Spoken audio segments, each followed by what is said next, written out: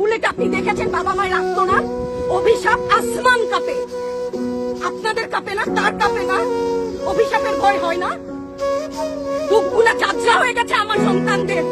আবার বুলেট বলবেন, কি বলবেন? এগুলো অস্ত্রের মুখে দাঁড়িয়ে আছে, আমাদের পয়সায় কেনা বুলেটে আমাদের সন্তানদের আপনারা বুলেট ছুটছেন।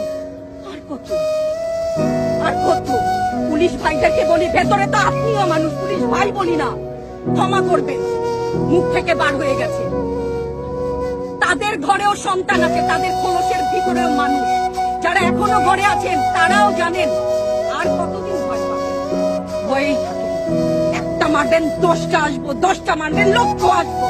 সারা দেশের মানুষ, মা বাপ সব একসাথে দাঁড়াবো। ওদের সন্তানকে মানুষ করার জন্য আমাদের কাছে, শিক্ষকদের কাছে পাঠিয়েছিল।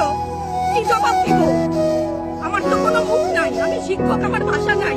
তাদের কাছে হাত জোড় করে মাপ চাই, নিরাপত্তা দিতে।